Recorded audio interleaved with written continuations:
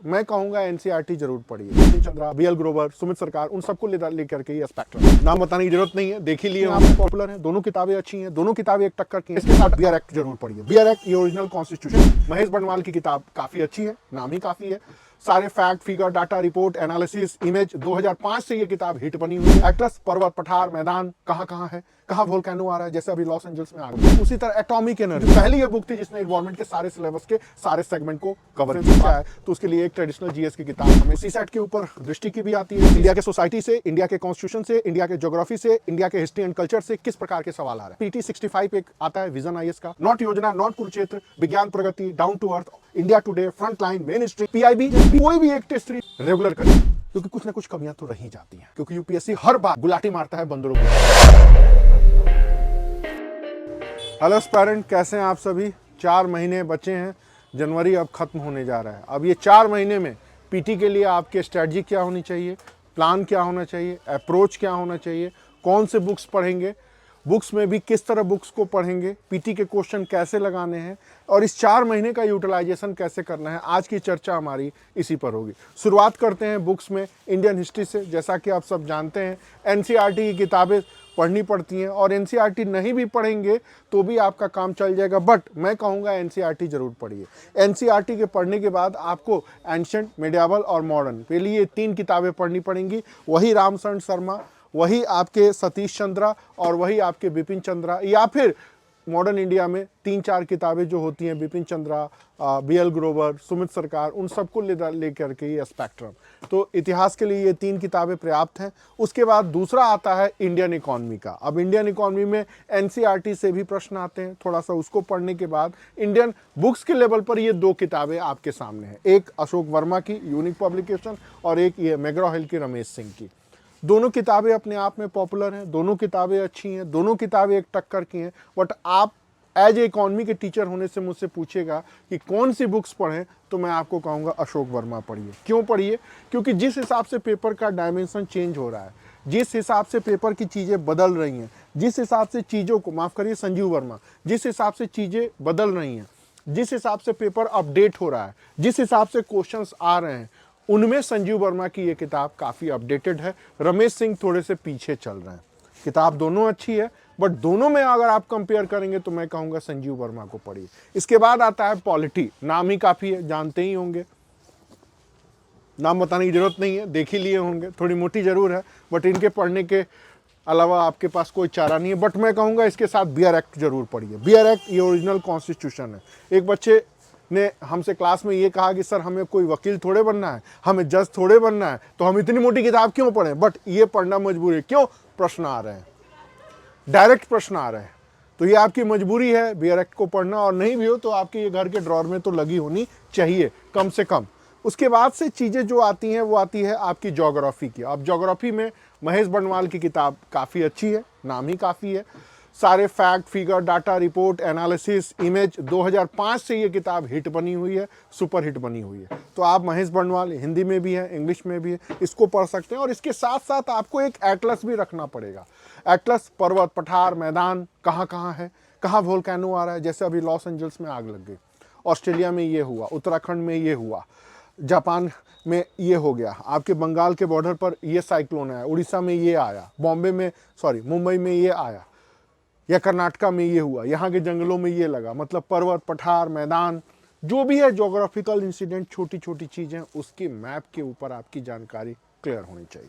अब एक और बात आती है साइंस के बारे में। साइंस एक ऐसा विषय है ना जिसके ऊपर काफ़ी चीज़ें अपडेट आ रही हैं। अब साइंस की कई सारी किताबों में 2 किताबें मैं आपको प्रेफर करूँगा, एक आपकी ल्यूसेंट पब्लिकेशन की और दूसरा ये दृष्टि पब्लिकेशन की।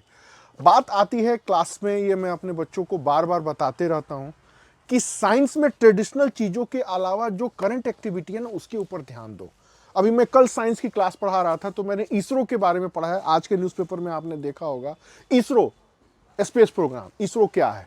इसरो के अलावा इंडिया के कौन कौन से ऑर्गेनाइजेशन है जो स्पेस प्रोग्राम को एक्टिव कर रहे हैं, इसरो कितने प्रकार के यान भेज रहा है, इसरो के इस एक्टिविटी का सोशियो इकोनॉमिक डायमेंशन क्या है, कितने तरह के यान होते हैं। उसी तरह एटॉमिक एनर्जी है। मतलब साइंस के अलावा टेक्नोलॉजी का भी पार्ट आपको पढ़ते रहना पड़ेगा। और टेक्नोलॉजी में ये किताब अपने आप में ठीक है, नॉट बेस्ट, बट इसके अलावा कोई ऑप्शन भी नहीं है। जैसे artificial intelligence, cloud computing, blockchain technology, 6G technology, इतने जितने भी तरह की चीज़ें हैं वो अग्रहरी की किताब में आप पढ़ सकते हैं। फिर आता है इन्वायरमेंट का सेक्शन। इन्वायरमेंट में बहुत सारी किताबें हैं। एक आती है शंकर IAS की किताब, ये आपने देखी होगी, काफ़ी फेमस है। और दूसरी है कि दृष्टि पब्लिकेशन की किताब। जब ये किताब अपने आप में आई थी तो इसने धूम मचा दी कि पहली ये बुक थी जिसने इन्वायरमेंट के सारे सिलेबस के सारे सेगमेंट को कवर किया। बात चाहे पॉल्यूशन की हो, बात चाहे इन्वायरमेंट की हो, बात चाहे आपके क्या नाम है सस्टेनेबल डेवलपमेंट की हो, बात चाहे UN के क्लाइमेट चेंज प्रोग्राम की हो, बात चाहे इंडिया के क्लाइमेट चेंज प्रोग्राम की हो, बात चाहे इंडिया के इन्वायरमेंटल एंड इकोलॉजिकल पॉलिसी को, everything available in this book. इसी की सहायक ये भी किताबें हैं। दोनों किताबें अपने टक्कर में ठीक ठाक हैं, दोनों अच्छी हैं, दोनों अपडेटेड हैं, दोनों इस सारे सेक्शन को पूरी करती हैं। आपकी इच्छा इन दोनों में से कोई पढ़े, ना समझ में आए तो टॉस कर ले। कई बार होता है कि हम एक बुक को बताते हैं तो बच्चे कहते हैं सर वो बुक पर क्यों नहीं बताए, वो बताते हैं तो कहते हैं सर वो कैसी है। तो हम जैसे टीचरों के सामने एक ये भी प्रॉब्लम आती है कि हम किस बुक को अच्छा कहें और किस बुक को बुरा कहें। देखिए, कोई भी राइटर अगर बुक लिखता है, ठीक ठाक राइटर है, तो वो कभी नहीं चाहेगा कि मेरी बुक पिट जाए, मेरी बुक में ये फैक्ट ना हो। इनफैक्ट मैं भी एक राइटर हूँ, मैंने भी BPSC के ऊपर मेंस आंसर राइटिंग के ऊपर बुक लिखी, 6 बुक लिख चुका हूँ, और भी बुक आने वाली है। तो मेरा यही प्रयास रहता है, सच कहूँ तो इन सारे किताबों से मेरी किताब कैसे बेहतर हो जाए। ये सोच मेरी ही नहीं है, ये सोच लगभग हर टीचर की रहती है, हर कंटेंट राइटर की रहती है कि अपनी किताब का वो बेस्ट परफॉर्मेंस सामने आए। एक बेसिक GS की किताब लूसेंट पूरा भारत पढ़ता है, तो मुझे लगता है कि एक GS की किताब पलटने उलटने के लिए आपके लिए चाहिए। वैसे मैं सच बताऊं, IAS में इसकी यूटिलिटी बहुत कम है, बट जो बेसिक नॉलेज है ना, बेसिक फैक्चुअल चीजें, वो आपके पास है। मुझे 20 साल हो गए पढ़ते और पढ़ाते हुए बच्चों की क्लास में, बट आज भी मेरे रैक में ये किताब लगी है कि मुझे तुरंत अगर हिमालय की चोटियों का नाम मैं भूल जाऊं तो कहाँ मिलेगा, हालांकि मुझे याद है। ठीक उसी तरह कंप्यूटर के कुछ पार्ट्स होते हैं, वो मैं भूल जाऊं तो कहाँ पढ़ूंगा। या फुटबॉल में कितने खिलाड़ी होते हैं, एवरीबॉडी नोन अबाउट इट। और भी कई सारे स्पोर्ट्स होते हैं, उससे रिलेटेड कुछ फैक्ट जानना है, जैसे बिलियर्ड्स और स्कूनर के बीच में डिफरेंसेस क्या है, तो उसके लिए एक ट्रेडिशनल GS की किताब हमें जानकारी होनी चाहिए। सवाल आए, क्वेश्चन आए या ना आए, पूरा भारत पढ़ता है तो आप भी पढ़िए। इसके अलावा PT के लिए एक आपके पास अनसॉल्व्ड भी होनी चाहिए। बहुत सारे पब्लिकेशन की हैं, जैसे घटना चक्र की है, दृष्टि वालों की आती है, धनखड़ की आती है, साहित्य भवन की आती है, शून्य IAS की आती है, इनकी भी आती है। तो किसी भी एक पब्लिकेशन का बेस बना लीजिए और उसी को बार बार पढ़िए। CSAT के ऊपर भी है, तो CSAT के ऊपर दृष्टि की भी आती है, CSAT के ऊपर आपकी अरिहंत पब्लिकेशन की आती है। दोनों ठीक ठाक किताबें हैं। अब एक आता है PT के लेवल पर कई सारी चीज़ें आपको कवर करनी होती है। जैसे फॉर एग्जांपल लास्ट 1 साल में क्या हुआ, इंडिया के सोसाइटी से, इंडिया के कॉन्स्टिट्यूशन से, इंडिया के ज्योग्राफी से, इंडिया के हिस्ट्री एंड कल्चर से किस प्रकार के सवाल आ रहे हैं। तो PT 65 एक आता है विजन IAS का, ये कंपाइल। तो ये किताब काफ़ी हद तक PT के जो भी चेंजेज हैं इनको कवर कर सकते हैं। जैसे कुछ कोचिंग इंस्टीट्यूट बहुत अच्छा काम कर रहे हैं, कुछ कोचिंग इंस्टीट्यूट आपके जैसे कि GS मेंस स्कोर है, ये वाला है, बाजीराम एंड रवि भी है, किसी का भी आप पढ़ सकते हैं। बट इन सब में पूछेंगे तो मैं PT के लिए 365 ये आपको सजेस्ट करूंगा। सारे एस्पेक्ट्स हैं, ठीक ठाक है, नॉट बेस्ट, क्योंकि मैं खुद टीचर हूं तो मैं कभी नहीं कहता कि ये किताब अपने आप में परिपूर्ण है, क्योंकि कुछ ना कुछ कमियां तो रही जाती हैं। क्योंकि UPSC हर बार गुलाटी मारता है बंदरों की तरह, इस बार कुछ और पूछेगा, अगली बार कुछ और पूछेगा। अब एक मैगजीन आती है, मैं पिछले 20 सालों से एक मैगजीन पढ़ रहा हूं, civil services chronicle. Chronicle magazine अपने आप में बेहतरीन है। बेहतरीन इसलिए है क्योंकि उसमें PT का, उसमें मेंस का, उसमें इंटरव्यू का सारी चीज़ें कवर करती हैं। हालांकि ये किताब अब उतनी ज़्यादा नहीं बिकती है, बच्चे पढ़ते नहीं हैं, लेकिन मैं ज़रूर कहूँगा कि इस किताब को ज़रूर पढ़िए। 20 साल हो गए, आज भी मैं इस किताब को पढ़ रहा हूँ। माफ़ करिएगा, 25 साल हो गए। जब ग्रेजुएशन में था पहले साल में, तब से मैं पढ़ना शुरू किया हूँ, तब से आज तक मैं पढ़ रहा हूँ। इस किताब की सबसे बड़ी खासियत क्या होती है ना, कि जो भी घटनाएं घट रही हैं सबको कवर करते हैं, और ये आपकी मजबूरी होगी पढ़ना, फिर आपको कहीं भटकना नहीं पड़ेगा। एक 100 रुपये की किताब आती है, 1 महीने का कोटा दिया रहता है। और कुछ बच्चे कहते हैं कि योजना और कुरुक्षेत्र, तो भाई ये भी पढ़ सकते हैं। Not Yojana, not Kurukshetra, Vigyan Pragati, down to earth, India Today, front line, mainstream, ये सारी मैगजीनें हम लोग पढ़ा करते थे तब, जब इंटरनेट क्रांति नहीं हुई थी। बट यही है मैगजीन के लेवल पर। इसको पढ़ने से क्या होता है ना कि भारत में जो कुछ भी हो रहा है, ये किताबें उतनी अच्छी नहीं है, बट आपकी मजबूरी है पढ़ना, क्योंकि भारत सरकार की किताबें हैं। जितने भारत सरकार के डाटा हैं, प्लान है, रिसोर्स है, इन्हीं में छपके आते हैं। सूचना प्रसारण मंत्रालय, भारत सरकार, पीआईबी भी है एक सोर्स वाला, उससे भी न्यूज़ आती है।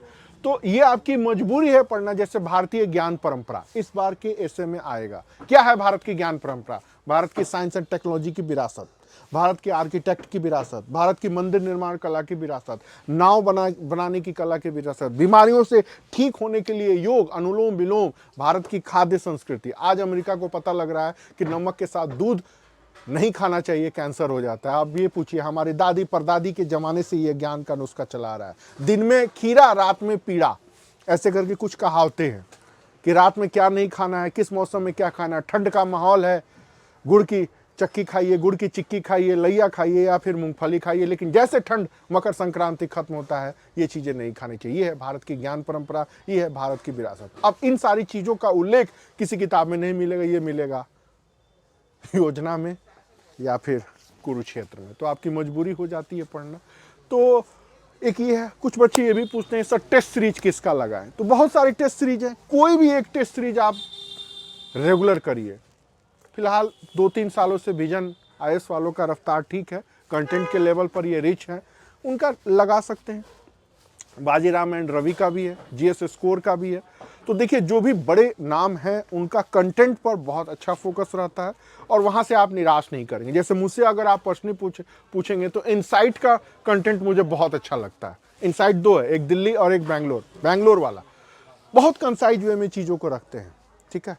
अन्य और भी इंस्टीट्यूट है, जैसे इलाहाबाद से निकलने वाले, कुछ घटनाओं को चक्र में उलझाने वाले, परीक्षाओं का मंथन करने वाले, किताब दे 100 हैं, बट उनका लेवल इतना नहीं है कि वो आईएएस के एग्जाम को क्रैक करा सके। जरा उठा करके देखिए, ठीक है, फैक्चुअल जानकारी मिल जाती है, ये, बट उनमें क्या उतना स्टैंडर्ड है, उतना लेवल है? नहीं है। तो मैं हमेशा कहूँगा कि ये जो चुटका टाइप का होता है ना, जो छोटे छोटे स्तरों पर बिकता है, इन सब चीज़ों से थोड़ा दूर रहिए।